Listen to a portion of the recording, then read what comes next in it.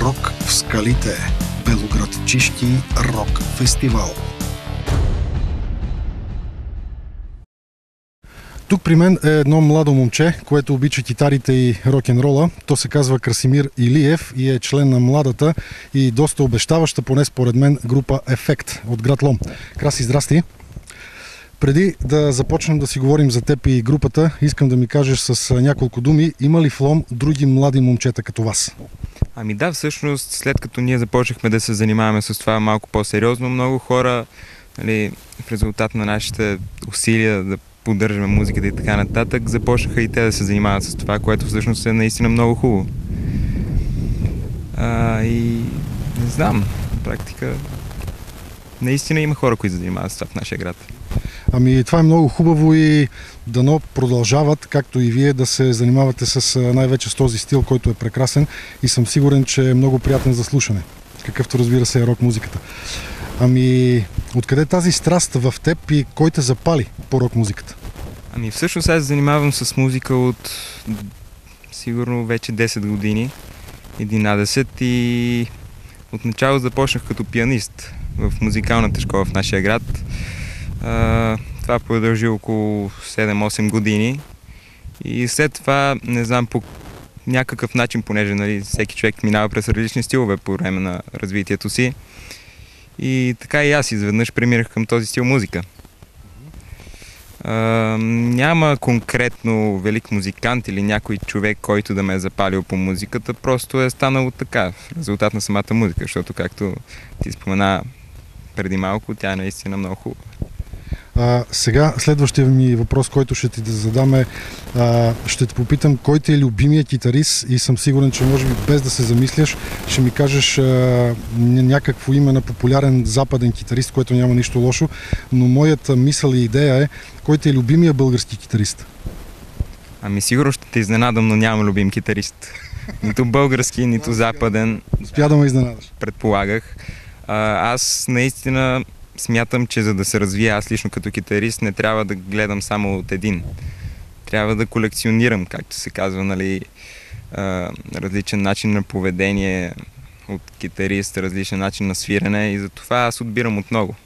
Не съм се съсредоточил точно в един. Добре, давай сега да ми кажеш и няколко думи или пък няколко изречения, което ще е още по-хубаво за група Ефект.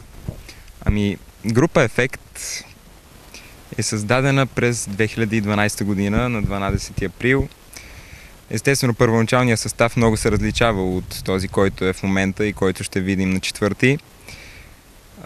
Но в крайна сметка по музика и по начин на мислене не сме много различни. Поозрели сме малко естествено с годините. Но в групата се стремим стила да е по-приемлив за хората и по-приятен за нас. В случая това е рока, хард рока. Групата претърпя промени в състава, обаче те не се отразиха негативно върху музиката и дейността на самата група. Ние с теб се познаваме някъде около, вече може би смело мога да кажа, около 3 месеца и през този период от време доста често си говорихме с теб по телефона и в един от разговорите ти ми спомена, че имате съвсем нова и авторска песен, чиято промоция ще бъде тук в Белоградчик на фестивала Рок в скалите. От тук идва и автоматически следващия ми въпрос, който е: кой пише музиката и текстовете във вашата група? Ами нещата са следните. Основно музиката я пиша аз, а текста нашият басист и вокалист Емил Петров, но по допълнителни идеи, по аранжименти така, действаме абсолютно цялата група. Всеки взема участие, няма някой, който просто да стои да чака на готово, нали? Дори да съм направил музиката, да сме записал и да кажа, нали, вижте, става ли, какво си, що си. Всеки, който има някаква идея за разнообразяване на самата музика, нали, казва, свириме го, правиме го, разнообразяваме и така се получава песен. И парчето, което ще чуем на 4-ти е, мога да кажа, специално написано за фестивала, защото ние по принцип опитваме се, нали, да творим авторска музика, но понеже все пак сме още ученици и сме заети и с други неща, наблягаме на кавери. Обаче, тъй като условията, които всъщност доста ме изненадаха в положителен, нали, смисъл, че трябва да се явим тук с авторска музика И като разбрахме това, решихме, че е хубаво по случай това да се стегнем малко и да направим следващото си авторско парче. Това е много добре, което сте решили. Освен, че обичаш китарите и рок-н-рола, за което вече споменахме в началото на нашия разговор, също така знам много добре, че обичаш и велосипедите. Кажи ми, как ти се струва обстановката около белоградчишките скали и дали е подходяща за велокросове? Не е подходяща, удивителна е. Всъщност това е едно перфектно място, перфектна територия за това. И призовавам всеки, който е заинтересован в тази посока колезенето, да дойде и да види какво е тук, защото наистина заслужава. Естествено, в случая е хубаво да се спазват и ограниченията и такива неща, защото всъщност трафика е доста инкризиран и това задължително трябва да се вземе под внимание.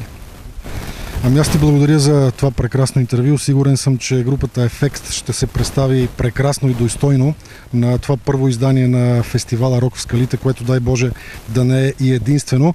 Сега, ако искаш, може да кажеш нещо, да пожелаеш на феновете, на почитателите на рок-музиката на територията не само на Белоградчик, но пък като цяло на територията на Северозападна България. Ами мога да кажа, че аз съм абсолютно сигурен, че ще си заслужава да дойдете да видите какво е това тук, защото хората, които го организират и хората, които участват, са наистина страхотни и разбират доста добре и прилично тази музика и това, което се занимават. Рок в скалите. Белоградчишки рок фестивал.